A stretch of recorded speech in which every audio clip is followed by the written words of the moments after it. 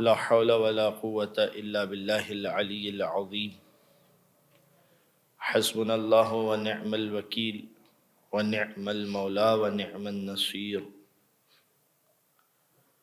أعوذ بالله من الشيطان الرجيم بسم الله الرحمن الرحيم الحمد لله على ما أنعم وله الشكر على ما ألهم والثناء بما قدم من عموم نعم ابتداها وسبوغ آلاء أزداها وتمام منن والاها ثم الصلاة والسلام وتحية والإكرام على أشرف الأنبياء والمرسلين حبيب إله العالمين حبيب قلوبنا وطبيب نفوسنا وشفيع ذنوبنا مولانا أبي القاسم محمد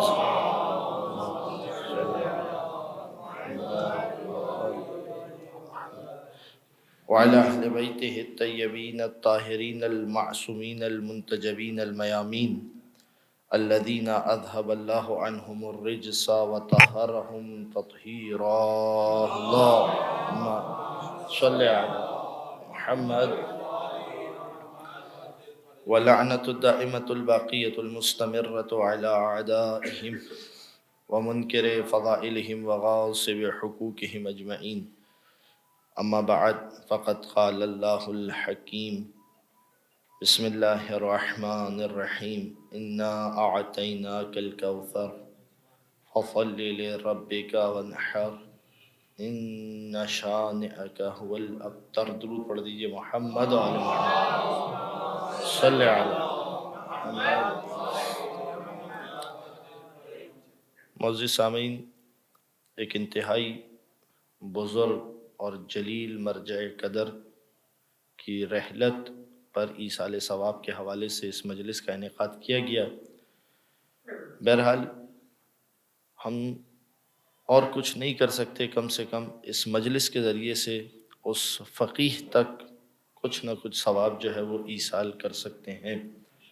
اور یہاں ہمارا جمع ہونا اور جو لوگ یہاں پر حاضر ہوئے ہیں یہ خود اس بات کی علامت ہے، اور اس مجلس کا انعقاد اس بات کی علامت ہے کہ ہمارے دلوں میں مرجعیت کا احترام باقی ہے. ایک مل کر درود پڑھ دیجئے محمد و آل محمد پر. اللہم صلی علی محمد. موضوع جو مجلس کے لیے انتخاب کیا وہ یہ کہ خود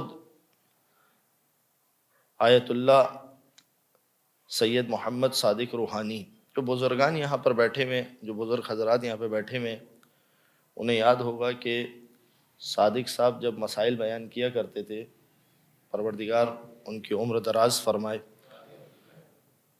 تو اس وقت وہ ایک بزرگ مرجع کا نام لیتے تھے، آغا روحانی.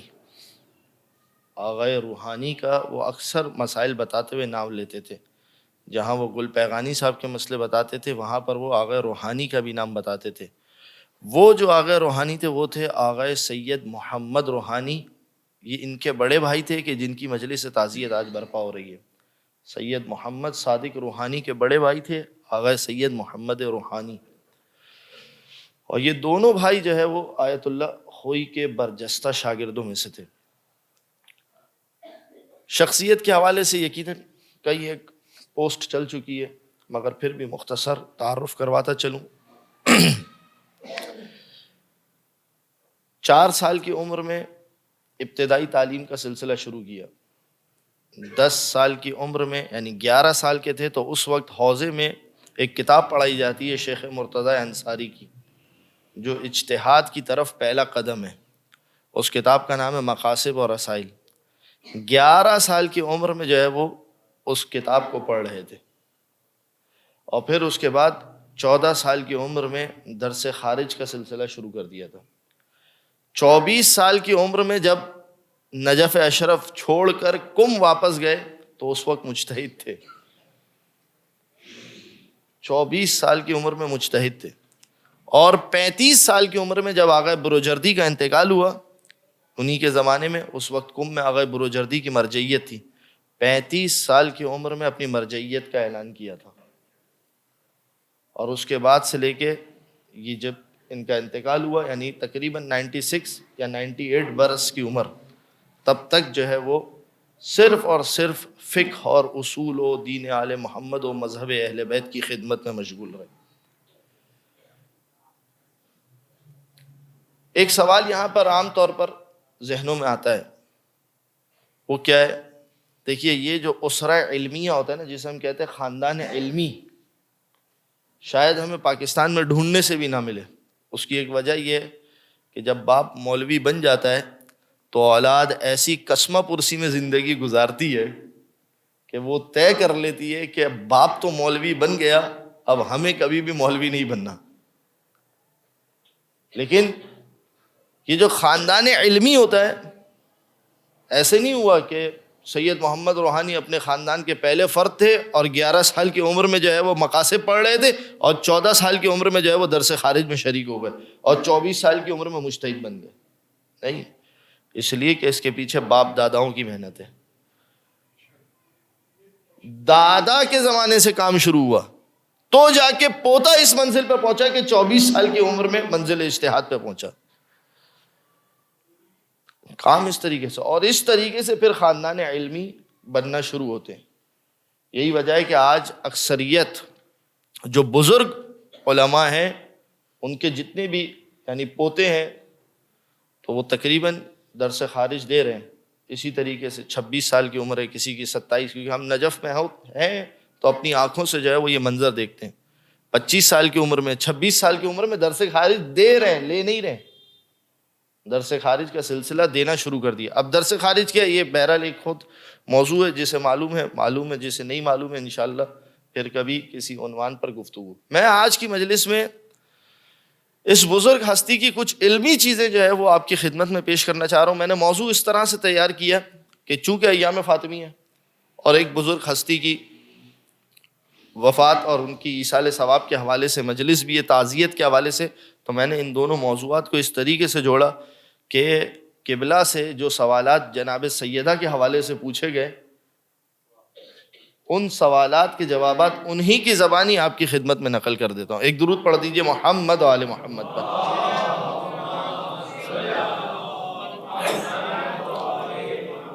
ان سوالوں میں پہلا سوال جو قبلہ سے پوچھا گیا وہ سوال یہ کہ اب دیکھیں میں فارسی عبارت جو اہم عبارت ہے وہ پڑھتا ہوں اور باقی کو جو ہے وہ حذف کرتے ہوئے تاکہ مطالب آپ تک زیادہ سے زیادہ پہنچا سکوں. اس میں جو پہلا سوال پوچھا گیا، یہ سارے سوالات جو ہے وہ ان کی ویب سائٹ پر بھی موجود ہیں اور جو ہے وہ آپ وہاں پر بھی دیکھ سکتے ہیں. سوال کیا پوچھا گیا کہ حکم کسی کے یکی از ضروریات مذہب مانند عصمت امامان نور یا نسبت صحف دادن بے آنان را در غیر تبلیغ دین یا انکار عصمت فاطمہ بطول بودن اورا انکار کند چیست. کہہ رہے کہ اس کا حکم کیا ہے کہ جو شخص، توجہ کیجیے گا، جو شخص عصمت ائمہ کا منکر ہو جائے اور کہے کہ نہیں ائمہ معصوم نہیں ہے بلکہ ائمہ سے بھی جو ہے وہ خطا ہو سکتی ہے، ہاں مگر کس میں؟ تبلیغ دین میں خطا نہیں ہو سکتی، مگر تبلیغ دین کے علاوہ جو امور دنیاوی ہے اس میں جو ہے وہ ائمہ سے خطا ہو سکتی ہے. تبلیغ دین میں تو طے ہے کہ خطا نہیں ہوگی امام سے، اس لیے کہ یہ خطا نسبت پلٹے گی خدا کی طرف. لیکن غیر از تبلیغ دین امام سے جو ہے وہ امور دنیاوی میں خطا ہو سکتی ہے. اب دیکھیے یہاں پر یہ بات لائیو جا رہی ہے مگر یہ چیزیں عزیزو انتہائی حساس ہے. اہل سنت کے یہاں پر احادیث کے باب میں ایک موضوع ہے، اور وہ موضوع کیا ہے؟ وہ موضوع یہ کہ اگر پیغمبر خدا کسی شخص پر لعنت کر دے یا کسی کے لیے برے الفاظ نکالے جبکہ وہ اس لعنت کا حقدار نہیں تھا، آپ کو سن کے ہنسی آ رہی ہے، جبکہ وہ اس لعنت کا حقدار نہیں تھا، تو اس شخص کو پروردگار عالم کی بارگاہ میں اس کے درجات بلند ہوتے ہیں. جیسے ہمارے یہاں پر کہا جاتا ہے نا عام طور پر کہ بھئی بوڑھے گالی بھی دیں تو آپ سمجھو کہ وہ دعا دے رہے ہیں. یہ موضوع ہے ان کی کتابوں میں حدیث کا.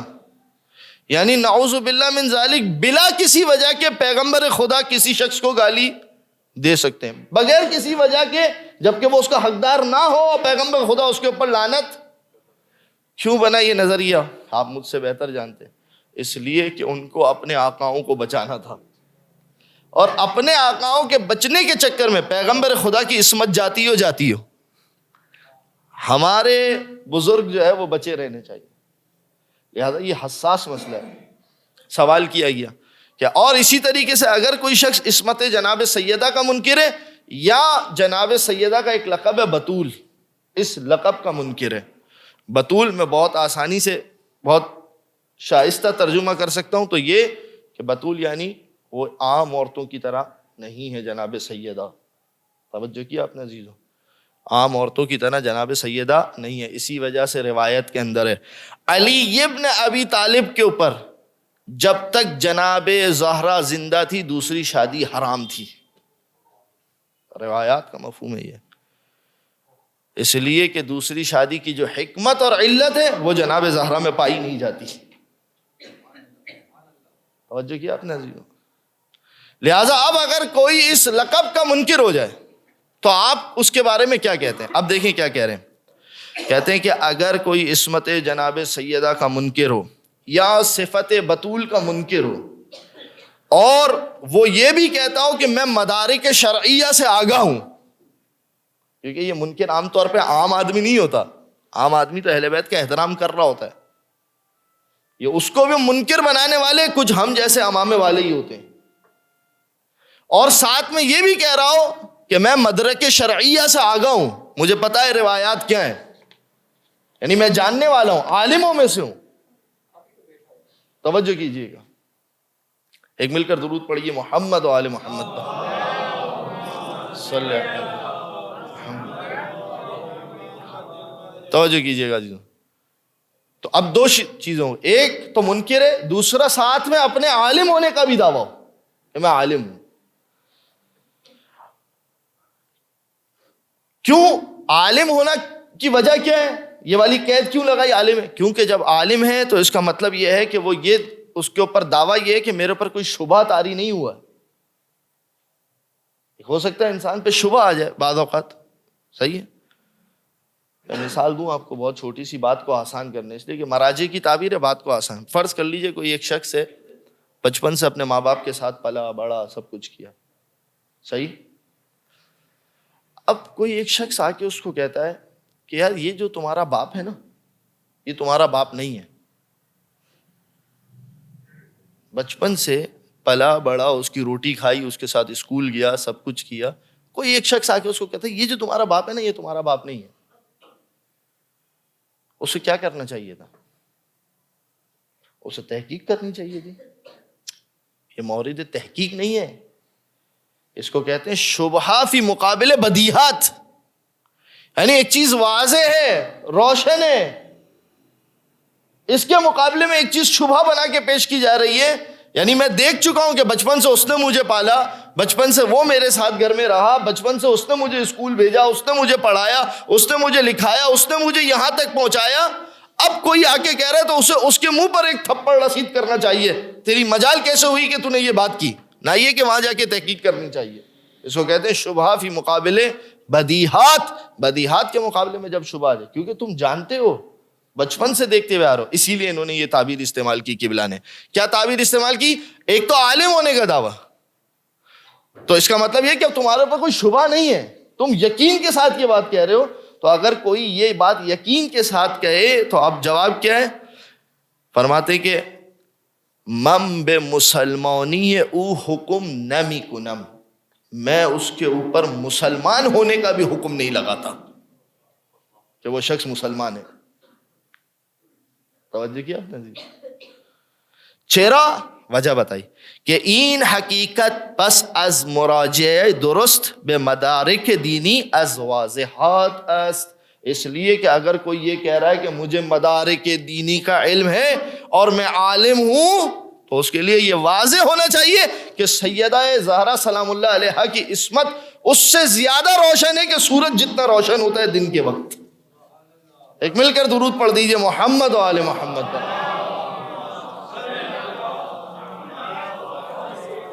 توجہ کیا آپ نے؟ مگر میں یہاں پر رک کے آپ سے ایک سوال کروں گا، چھوٹا سا سوال، مختصر سا سوال۔ وہ سوال یہ کہ اگر آج کوئی ہمارے بچے سے پوچھے، دیکھیے اب یہ ہمارے اوپر شبہ آتا ہے نا، فرض کرے ہمارا کوئی بچہ بیٹھا ہوا یہ سوچے سیدہ حق پر تھی یا وہ حق پر تھا؟ توجہ کیجیے گا، آپ سب استغفر اللہ کہہ رہے ہیں مگر ایسے سوالات ہیں، کس سے ہیں؟ عام لوگوں سے نہیں ہے۔ میں نام جانتا ہوں مگر میں ممبر پر یہ باتیں کرنا نہیں چاہتا۔ مرجعیت کا دعویٰ ہے، عالمیت کا دعویٰ ہے، اس کے باوجود یہ سوال ہے، اور عبارت کیا ہے؟ من از این نقطے توقف کنم، میں اس نقطے کے اوپر آ کے رکتا ہوں کہ کہیں سیدہ سے تو خطا نہیں ہوئی تھی۔ توجہ کیجیے گا، یہ کیا ہے؟ اصلاً فرض کر لیجیے آپ کے پاس کوئی دلیل نہیں ہے، کوئی دلیل نہیں ہے ہمارے پاس کہ اس واقعے کے اندر فقہ کے اعتبار سے کیا تھا کیا نہیں تھا، فقہ کے اندر قضاوت کیسے کی جاتی ہے، دعویٰ کیسے کیا جاتا ہے، جواب کیسے کیا جاتا ہے، فرض کر لیجیے کوئی دلیل نہیں ہے۔ تب بھی ہمارے پاس چونکہ یہ دلیل ہے کہ سیدہ سلام اللہ علیہا معصومہ ہے، لہذا یہ طے ہے کہ وہ غلط تھا، سیدہ ٹھیک تھی۔ یہ ایک دلیل کافی ہے۔ توجہ کیا آپ نے؟ بالکل اسی طریقے سے ایک مثال دوں، چھوٹی سی بات آپ تک واضح ہو جائے۔ فرض کر لیجئے کہ آپ کے ذہن میں ایک سوال آیا، ہوتا ہے معاشرے کے اندر، ایک شخص کا جوان بیٹا مر گیا، دوسرے شخص کا جوان بیٹا بڑا بزنس مین بن گیا۔ وہ ایک لمحے کے لیے سوچے خدا نے میرے ساتھ عدل نہیں کیا، خدا نے میرے ساتھ انصاف، آپ لگائیں گے اس کے اوپر مسلمان ہونے کا حکم؟ کہ جو عدل الہی کے اوپر شک کرے اس کے اوپر مسلمان ہونے کا حکم لگے گا؟ نہیں۔ تو انسان وہاں اپنے آپ سے لڑتا ہے، کیا کہتا ہے؟ نہیں، میرے پاس گرچہ کہ اس مسئلے کے اندر مجھے سمجھ میں نہیں آ رہا کہ خدا نے مجھ سے جوان بیٹا کیوں لے لیا اور اس کے جوان بیٹے کو بڑا بزنس مین کیوں بنا دیا، مجھے اگرچہ کہ اس کی حکمت اس مسئلے میں سمجھ میں نہیں آ رہی، مگر ہاں کیونکہ میں جانتا ہوں کہ وہ حکیم ہے، اس کے اس کام میں بھی کوئی حکمت ہوگی۔ اسی طریقے سے یہ نہیں ہونا چاہیے ہمیں کہ وہ بی بی دروازے پر کیوں آئی تھی، اس کا مطلب کچھ مسئلہ ہے، کچھ مسئلہ ہے۔ میں اور آپ سکھائیں گے سیدہ کو کہ آپ دروازے پر کیوں آئی تھی، آپ کو آنا تھا یا نہیں آنا تھا؟ توجہ کی۔ لہذا اس مسئلے میں آقا کیا واضح ترین جواب ہے کہ میں اصلاً اسے مسلمان بھی نہیں سمجھتا۔ دوسرا سوال یہ بھی ایک شبہ بنا اور پیش ہوا، وہ سوال کیا ہے؟ اب مجھے آپ عبارت سے معذرت دیں مگر پھر بھی میں مختصراً، تاکہ جو ہے وہ یہ ریکارڈ ہو رہی ہے چیزیں، تو جو ہے وہ سوال ہوا۔ دوسرا سوال یہ ہوا کہ فی ظل تشکیک فی سند حدیث کسا المعروف فی المنتخب والعوالم هل تذهبون الى تصحیح سندہ و توثیق رواتہ، کیا آپ کے نزدیک حدیث کسا کی سند ٹھیک ہے؟ یعنی آپ اس بات کو اس سید بزرگ مرجع سے سوال ہو رہا ہے، کیا آپ کے نزدیک حدیث کسا کی سند ٹھیک ہے؟ توجہ کیجیے، یعنی کیسے مجھے بعض اوقات سمجھ میں نہیں آتا کہ اپنے بچپن سے حدیث کسا سنتے آ رہا ہوں، اس کے باوجود اگر مجھے حدیث کسا میں شک ہے تو میرا دین باقی کیا رہ جاتا ہے؟ کیا پھر میرا دین باقی رہ جاتا ہے اگر اس کے باوجود مجھے حدیث کسا کی سند میں شک ہو رہا ہے، جبکہ میں بچپن سے، آپ اپنے بچپن سے سنتے آ رہے ہیں حدیث کسا؟ یعنی یہ وہ چیزیں کہ ہمارے بزرگوں نے دین کی عمارتیں ان چیزوں کے اوپر کھڑی کی ہوئی ہیں، اور انہی چیزوں کے اندر تشکیک ڈالنا، شک ڈالنا، اس کا مطلب کیا؟ میں ایک مثال دیتا ہوں، حدیث غدیر۔ حدیث غدیر رسول خدا سے کتنے لوگوں نے سنی تھی؟ دیکھیے کائنات کے رسول جب نماز کی مثال دیتے تھے نا، نماز کی بات کر رہے تھے، تو کبھی 20 لوگ ہوتے تھے، کبھی 25 لوگ، کبھی 40 لوگ، کبھی 100، کبھی 150، کبھی 200۔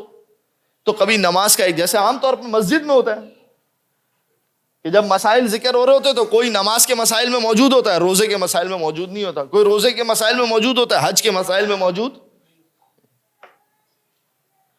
تو نماز کی مسائل 100-200 لوگوں نے سنے، مسلمان نماز کو قبول کرے گا. حج کے مسائل 300 400 500 800 1000 لوگوں نے سنے, مسلمان حج کے مسائل کو قبول کرے گا. وہ حدیث کہ جو 1,24,000 مسلمانوں نے سنی, اگر وہ حدیث ضعیف ہے تو پھر مجھے یہ بتائیے کہ باقی ساری حدیث کا اعتبار کیا بچتا ہے؟ وہ حدیث کہ جو 1,24,000 مسلمانوں نے سنی, اگر وہ ضعیف ہے مسلمانوں کے پاس, تو پھر باقی ساری حدیثوں کا تو کوئی اعتبار نہیں بچتا. اس کے اوپر آپ کیسے اعتبار کریں گے؟ توجہ کیا آپ نے عزیزوں؟ لہذا یہ جو سوال ہے حدیث قصہ کے حوالے سے کہ حدیث قصہ کی سند جو ہے وہ صحیح ہے ضعیف ہے, اب آقا نے اس کا جواب دیا. اولاً سندن جواب دیا, پھر ایک اور جواب دیا کہ سند کے اعتبار سے اگر آپ حدیث قصہ کی بات کرتے ہیں تو کتاب عوالم کے اندر جو سند نقل ہوئی ہے اس میں جابر ابن عبداللہ الانصاری تک سارے کے سارے روات میرے نزدیک ثقہ ہے, سوائے ایک راوی کے کہ جس کا نام ہے القاسم ابن یحییٰ. مگر چونکہ قاسم ابن یحییٰ, توجہ کیجئے گا, یہ رجال کا مبنی ہے. ایک تھوڑا سا یہاں پر ایک اور تمہید بناتا ہوں تاکہ جو ہے وہ ایک علم ہے, علم رجال, اس حوالے سے کچھ چیزیں آپ تک پہنچا سکوں. ایک مل کر ذرا درود پڑھیے محمد و آل محمد.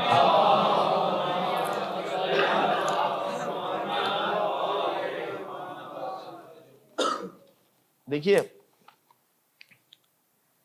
میرے اور آپ کے لیے نا, مثال دوں تاکہ آپ کو علم رجال کی بات سمجھ میں آ جائے. میرے اور آپ کے لیے, کیونکہ ہم سونار نہیں ہیں, ہم جوہری نہیں ہیں. سونا ہمارے گھر والے خرید کے آتے ہیں, خواتین خرید کے آتی ہیں. اب آپ ان سے کہیں کہ یہ سونا ہے یا نہیں ہے, تمہیں کس بات پہ یقین ہے؟ کہا بھائی دیکھو ہمارا یقین اس چیز پہ چلتا ہے. وہ کیا ہے؟ یہ جو دکان والے کی پرچی ہے نا, جس جویلر سے خریدا ہے سونا, یہ اس کی جو پرچی ہے نا, یہ ہمارے لیے اعتبار ہے. سونے کی شناخت نہیں کر سکتے. اگر آپ ان کو کوئی سونے جیسی چیز لا کے دے دیں, ممکن ہے شناخت نہیں کر پائیں. جیسے میں اور آپ نہیں, ہو سکتا ہے خواتین کر لیں, میں اپنی اور آپ کی بات کرتا ہوں. جیسے بہت سے لوگ ہیں, میں اور آسان مثال کر کے دوں, اور آسان.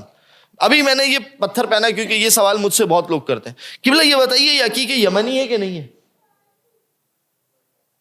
نہیں پتا ہوتا ہمیں کہ واقعاً یہ اصلی عقیقہ یمنی ہے یا, تو ہم کیا کہتے ہیں کہ دیکھیں بھائی ہمیں نہیں پتا کہ یہ اصلی ہے نہیں, مگر میں نے جس دکان والے سے خریدا ہے نا, اس دکان والے کے اوپر مشہور یہ ہے کہ وہ کبھی جھوٹی چیز نہیں دیتا, لہذا میرا اس کے اوپر اعتبار ہے کہ یہ عقیقہ یمنی. لیکن آپ ذرا جوہری کے پاس جائیں جو عقیقہ یمنی کا کاروبار کرتا ہے, اس کو کہیں کہ یہ عقیقہ یمنی ہے یا نہیں ہے, تو وہ آپ کو یہ نہیں کہے گا کہ کیونکہ میں نے اس سے خریدا ہے نا, وہ کہے گا قبلہ میں صبح شام رات دن اسی عقیق کے اندر اٹھتا بیٹھتا ہوں, آپ مجھے مت سکھائیں کہ یہ یمنی ہے. یہ جو پہلے والا طریقہ ہے نا, جو پہلے والا طریقہ اعتبار والا, اس کو کہتے ہیں وثاقت. اس کو کیا کہتے ہیں؟ اور یہ جو دوسرا طریقہ ہے نا, اس کو اصطلاح سندی اور علم رجال کے اندر کہتے ہیں وثوق. کیا کہتے ہیں؟ بس یہ میں نے آپ کو آسانی سے میں یہی سمجھا سکتا ہوں. یعنی اب اور آپ کو اب حدیث کے اندر بتاؤں, بعض اوقات ایک چیز ہے جو سند سے پہچانی جاتی ہے کہ اس کے سارے راوی سچے ہیں, لہذا یہ حدیث بھی کیا ہوگی؟ ایک مرتبہ ایک چیز کو سارے راوی کے ذریعے سے نہیں پہچانا جاتا, بلکہ اس کے متن کو, خود حدیث کو دیکھا جاتا ہے کہ حدیث کے اندر ایسی باتیں ہیں کہ ہو ہی نہیں سکتا کہ اہل بیت کے علاوہ کسی اور کا کلام ہو. توجہ کیا آپ نے؟ اب وہ جو عبارت ہے نا, آپ ذرا اس عبارت کی لطافت دیکھیں. ما خلقت السماء مبنیہ ولا ارضا مدحیہ ولا قمرا منیرا ولا شمسا مضیئا ولا فلکا یدور ولا بحرا یجری ولا فلکا یسری الا فی محبت ہؤلاء الخمسۃ الذین هم. اس عبارت کے اندر جو لطافت ہے نا, جو اس لطافت کو سمجھے گا وہ کبھی حدیث قصہ میں شک نہیں کرے گا. توجہ کیجیے گا, اسے کہتے ہیں مبنی وثوق, کہ انسان ادھر قرائن کے ذریعے سے, ان دیگر چیزوں کے ذریعے سے, عموم مجموعی کے ذریعے سے ان چیزوں کو سمیٹتے ہوئے اور ایک چیز کے وثوق تک پہنچے. لیکن قبلہ نے دونوں جواب دیے. کہا وثاقت کے اعتبار سے ایک راوی کا صرف مسئلہ ہے, اس کا نام ہے قاسم ابن یحییٰ.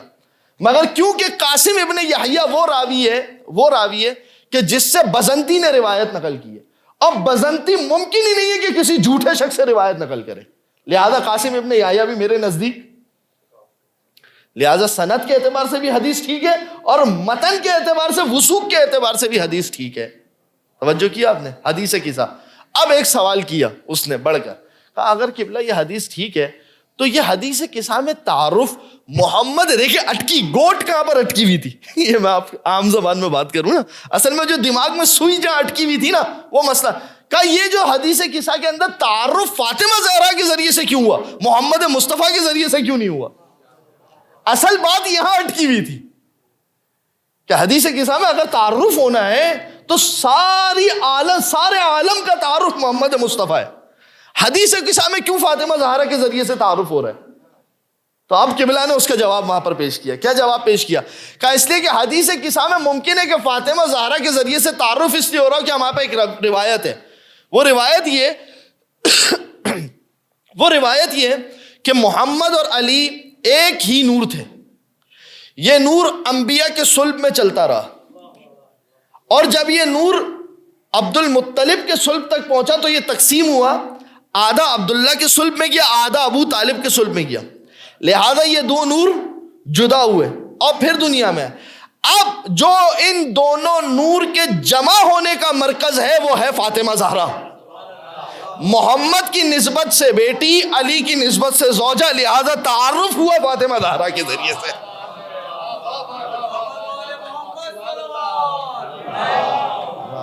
صلی علی محمد.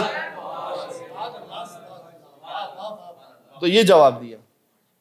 سوال کرنے والے کے پیٹ میں زیادہ درد تھا، اس نے تیسرا سوال کیا، کہا قبلہ اگر یہ بات ہے تو پھر یہ بتائیے کہ جو جبرائیل اجازت لے کے آیا تھا وہ یہاں پر آ کے پھر سے اجازت کیوں لے رہے ہیں؟ تو اس کا بہت اچھا جواب میں اپنے الفاظ میں کہہ رہا ہوں، جواب کا مفہوم آگا کا یہ، آگا یوں کہنا چاہ رہے ہیں کہ تم وہاں پر تھے کہ تمہیں پتا ہے کہ جبرائیل نے کیا اجازت لی ہو سکتا ہے اجازت ہی اس طرح سے ملی ہو کہ میں تو دے رہا ہوں مگر وہاں جا کے بھی لے لینا، لہذا ضروری تھا جبرائیل کے لیے کہ وہاں جا کر بھی کیا کرے. یہی وجہ ہے کہ جو ہم اذن دخول پڑھتے ہیں ائمہ کے حرم میں جانے سے پہلے، ائمہ کے حرم میں جانے سے پہلے ہم کیا پڑھتے ہیں؟ اذن دخول.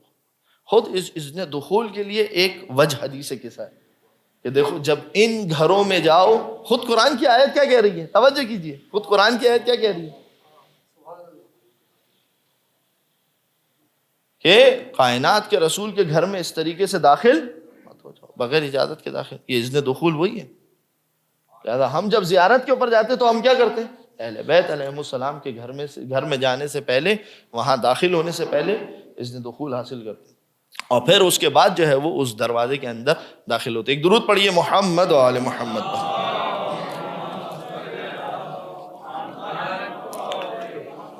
یہ دوسرا سوال. اب ایک سوال آپ کی خدمت میں اور پیش کر کے اور ایک نقطے کی طرف اشارہ کرنا ہے، وہ آپ کی خدمت میں پہنچا سکوں انشاءاللہ.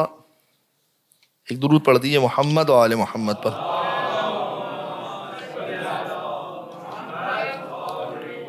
شیخنا الجلیل برخصت کو آپ کی اجازت سے، قبلہ آپ کی اجازت سے گستاخی آپ کے سامنے. ایک سوال جو اور کیا گیا، وہ سوال ایک مشہور سوال ہے کہ یہ جو کتاب سلیم ابن قیس ہے، کتاب سلیم ابن قیس حلالی کی حقیقت کیا ہے، اس حوالے سے جو ہے وہ آپ ہمیں بیان کریں.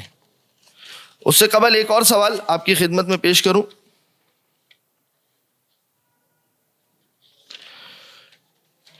تو کتاب سلیم ابن قیس کے حوالے سے جو جواب نقل کیا قبلہ نے کہ کہا کہ کتاب سلیم ابن قیس ہمارے ہر زمانے کے اندر مکتب تشیع کے اندر مشہور و معروف کتاب رہی ہے، لہذا اس میں شک کرنے کی کوئی گنجائش نہیں ہے. اضافۃً الی ذالک کہ ائمہ علیہ السلام کے پاس سے روایات ہمارے پاس کتاب سلیم ابن قیس کے حوالے سے آئی ہے. اب یہاں پر عام طور پہ لوگ سوال کرتے ہیں، کہا وہ جو قبلہ وہ جو روایتیں نا جناب زہرا کی مصیبت والی، اس میں سے اکثر روایتیں کتاب سلیم ابن قیس کے اندر ہے.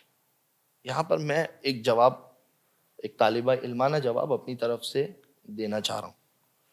تو قبلہ اس وجہ سے کتاب سلیم ابن قیس میں جو ہے وہ تشکیک ڈالی جاتی ہے، کیونکہ وہ جو مصائب جناب زہرا کی روایت ہے اس کا ایک بڑا تعلق جو ہے وہ کتاب سلیم ابن قیس کے ساتھ ہے۔ قبلہ نے واضح طور پہ جواب دیا، ہمارے نزدیک جو ہے وہ یہ کتاب معتبر ہے اور یہ کتاب ثابت ہے۔ ایک جواب میں آپ کو دینا چاہتا ہوں، کبھی اگر آپ کے ذہن میں سوال ہے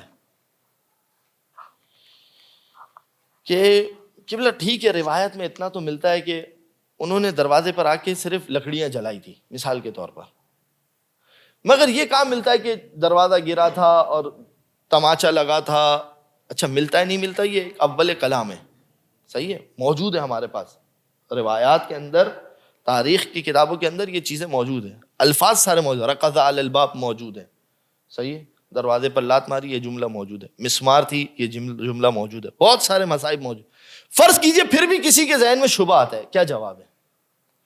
اس کا جواب یہ ہے، ان تمام شبہات کا جواب ہے کربلا میں جا کے دیکھو۔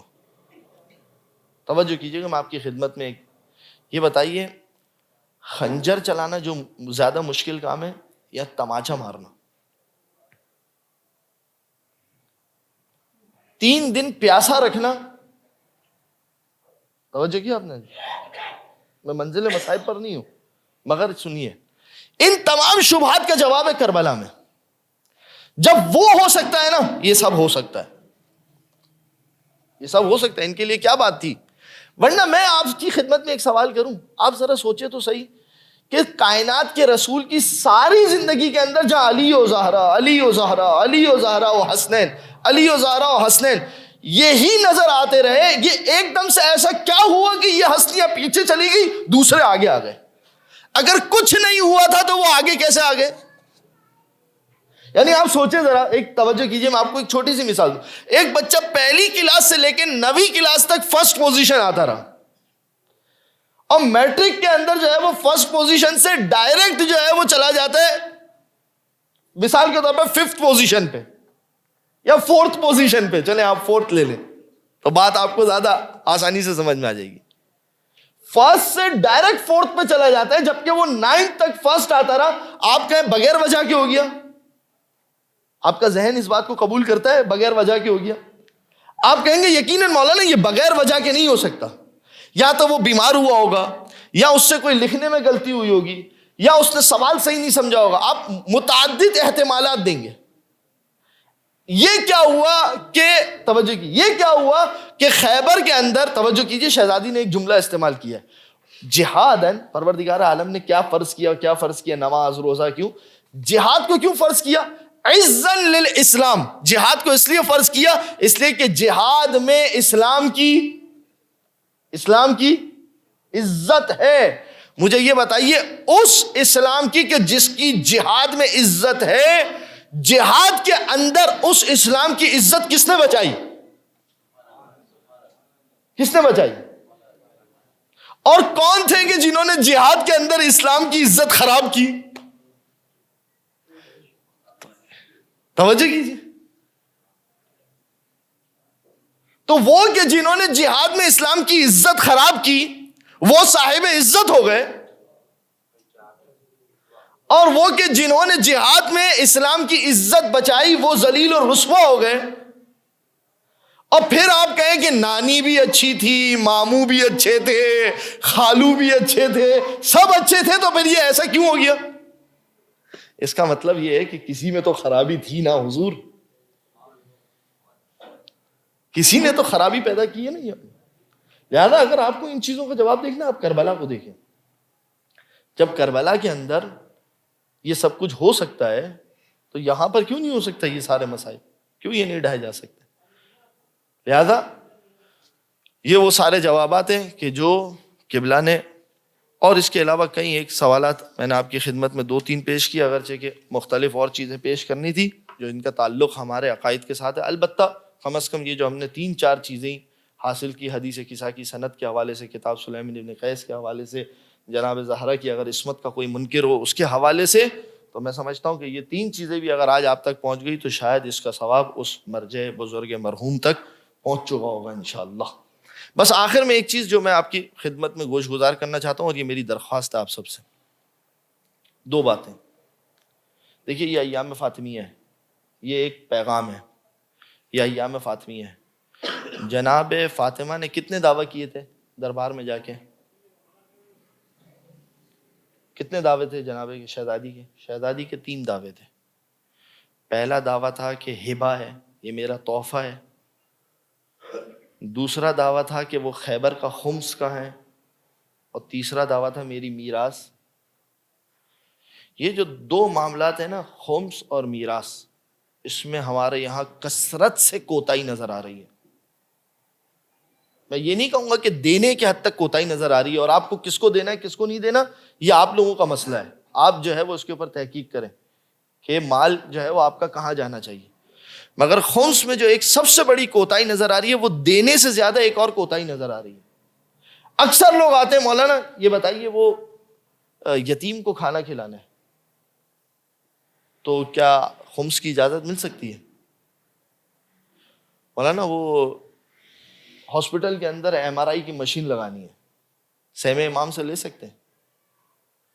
یا مثال کے طور پر اگر جائیں نا ان کے پاس، فرض کیجئے کہ یار ہاسپٹل میں MRI کی مشین لگانی ہے، کہاں یہ سہم امام لے لو۔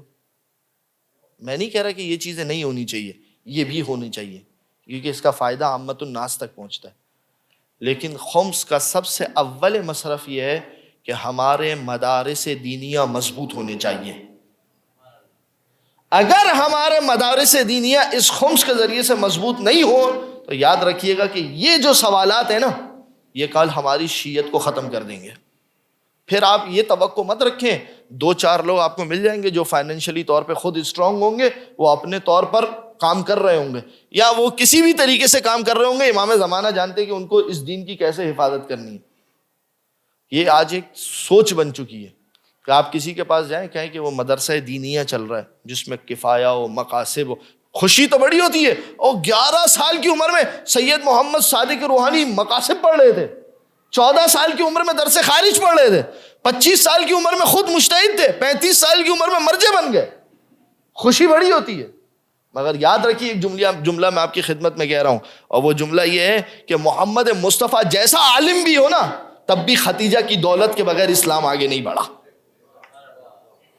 میری اور آپ کی کیا اوقات ہے؟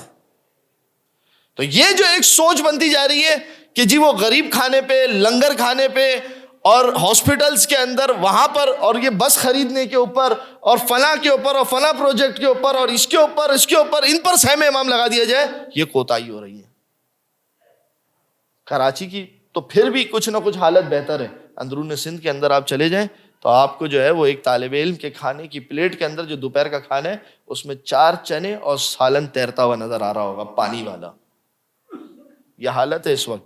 اس کے بعد ہم توقع رکھیں کہ دین مضبوط ہوگا، اس کے بعد ہم توقع رکھیں کہ جسے ایک وقت کی روٹی پوری نہیں ملتی ہے وہ ہمارے لیے بہت اچھی علمی باتیں لے کے آئے گا، تو یہ ہماری توقع بے جا ہے۔ لہذا خمس کا اول مصرف یہ ہے کہ مدارس دینیہ کو مضبوط کیا جائے۔ ہاں آپ یہ کر سکتے ہیں، ایک طریقہ آپ اس کا یہ نکال سکتے ہیں، فرض کیجئے آپ کا خمس نکلتا ہے 5,000 روپے سال کے آخر پہ، آپ چلے جائیے، اگر کسی یتیم خانے والے کے پاس اجازت ہے 2,500 وہاں دے دیجئے، اور 2,500 کسی مدرسہ علمیہ کے اندر دیجئے کہ جہاں پر ہمارے عقائد کی حفاظت ہو رہی ہو، جہاں فقہ اہل بیت کی حفاظت ہو رہی ہے۔ یہ اب آپ کا کام ہے، آپ ڈھونڈے بھروسے مند لوگ، یہ آپ کا کام ہے، یہ میرا کام نہیں ہے، یہ آپ کا کام ہے۔ آپ اسی معاشرے میں رہتے ہیں، آپ اسی جگہ پہ زندگی گزارتے ہیں۔ دوسری چیز جس کے اوپر میں بات کرنا چاہوں گا وہ یہ ہے میراث۔ میراث کے مسائل کے اندر ہمارے یہاں کثرت سے کوتاہیاں نظر آ رہی ہے۔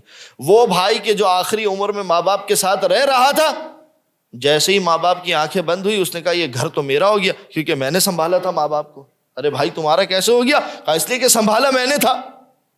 تمہارا نہیں ہوا، یہ میراث ہے، یہ بھائی بہن، اور اگر باپ چلا گیا ہے تو اس کی زوجہ، اس میں ان سب کا حصہ موجود ہے۔ تمہارا کیسے ہو گیا؟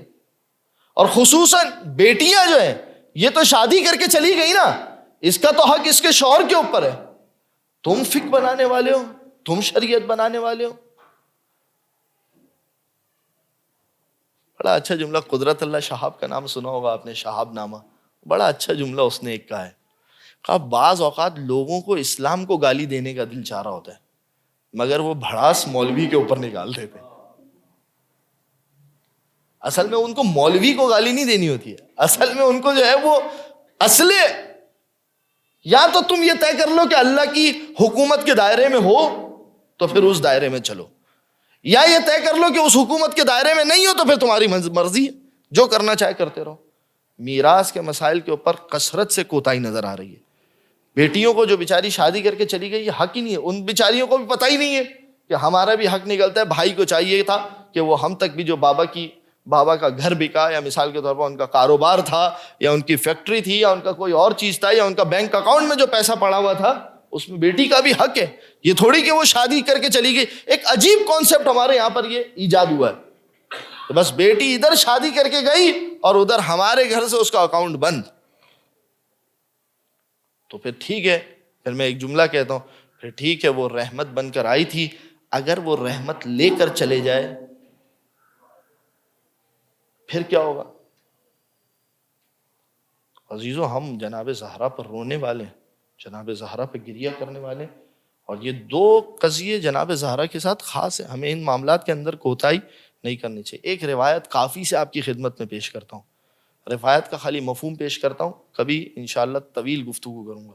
عجیب روایت ہے، امام رضا علیہ الصلوۃ والسلام، اللہ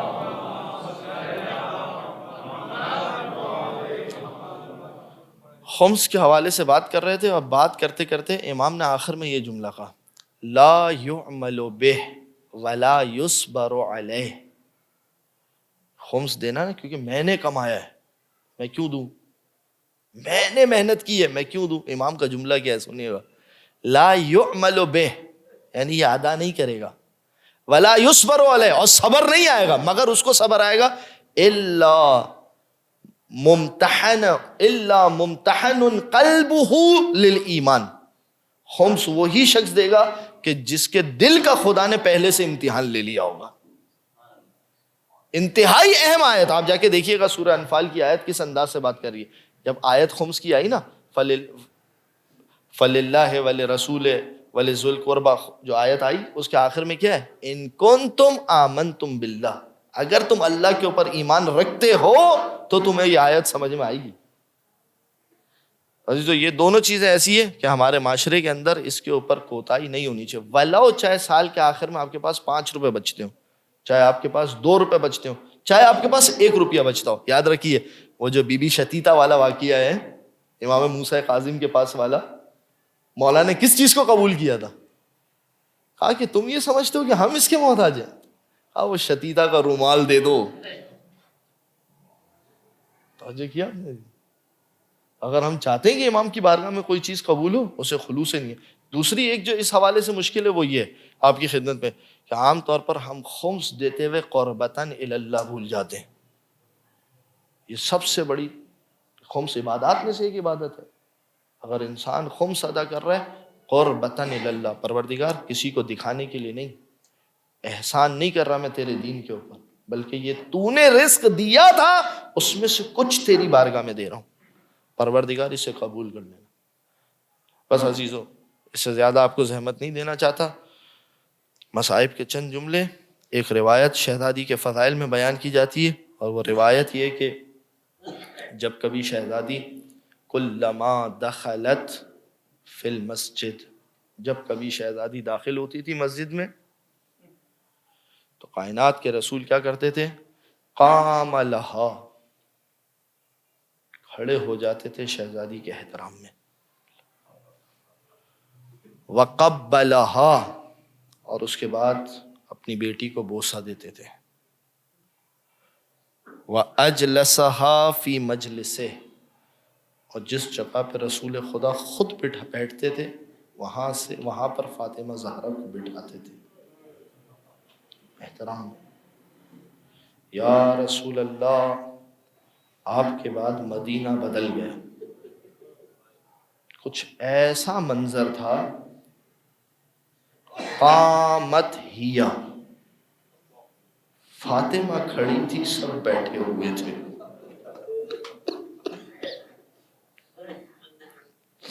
اجرکم علی الظلم۔ اور یا رسول اللہ آپ کیا کرتے تھے؟ قبلہا، آپ بوسہ دیتے تھے۔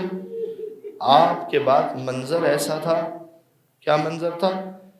لطمہا، ایک ملعون نے زہرا کے منہ پر تماچا مارا۔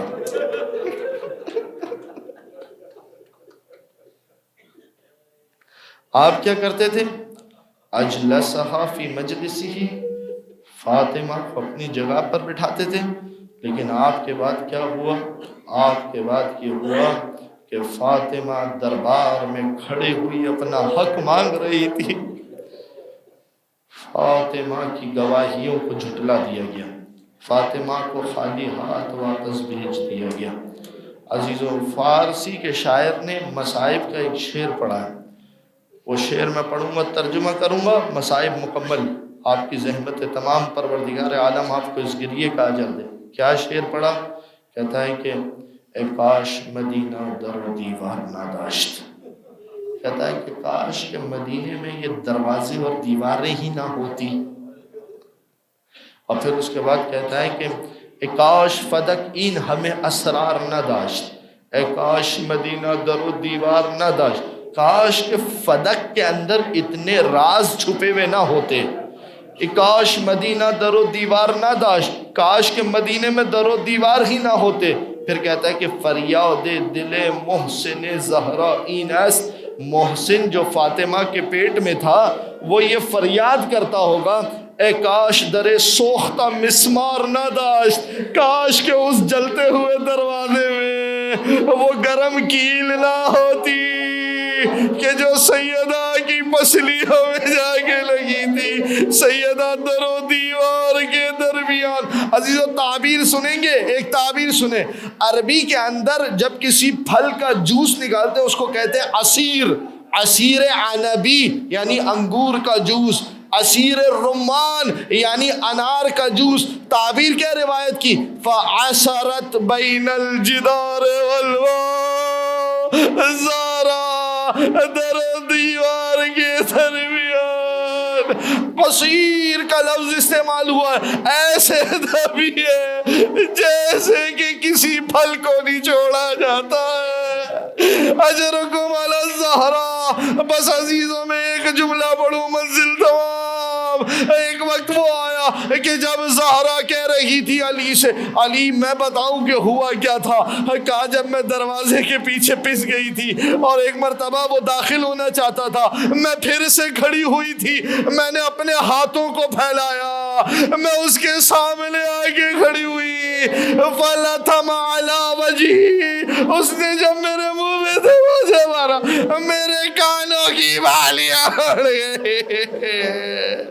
پھر میں بے ہوش ہو گئی۔ جب آنکھ کھلی تو علی آپ کو رسی میں جکڑا ہوا دیکھا، فاطمہ برداشت نہ کر۔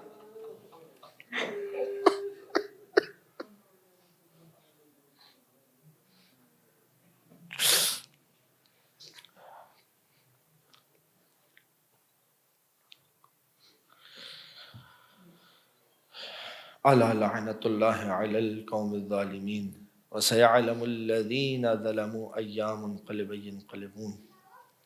پروردگار ہماری اس عبادت کو اپنی بارگاہ میں قبول فرما۔ پروردگار اس مجلس کا ثواب مرحوم آیت اللہ سید محمد صادق روحانی کی روح کو ایصال فرما دے۔ پروردگار جن مومنین نے اس مجلس میں تعاون کیا ان کے رزق میں اضافہ فرما۔ پروردگار تجھے واسطہ ایام فاطمیہ ہے، خدایا تجھے واسطہ سب سے زیادہ بابرکت جس کا نام ہی تو نے مبارکہ رکھا ہو، پروردگار ہماری زندگی میں برکت عطا فرما، ہمارے گھروں میں برکت عطا فرما، ہمیں رزق میں برکت عنایت فرما۔ پروردگار سب سے بڑی برکت یہ ہے کہ اپنے آخری حجت امام زمانہ کا ظہور فرما، ہم سب کو ان کے اعوان و انصار میں شمار فرما۔ ربنا تقبل منا انک انت السمیع الدعاء۔ ایک مرتبہ سورہ فاتحہ، 3 مرتبہ سورہ اخلاص کی تلاوت کر کے مرحوم مرجع صادق روحانی محمد صادق روحانی کی روح کو اصالہ ثواب کر دیں۔ بسم اللہ الرحمن الرحیم، الحمد للہ رب العالمین الرحمن الرحیم مالک یوم الدین، ایاک نعبد و ایاک نستعین، اہدنا الصراط المستقیم صراط الذین انعمت علیہم غیر المغضوب علیہم ولا الضالین۔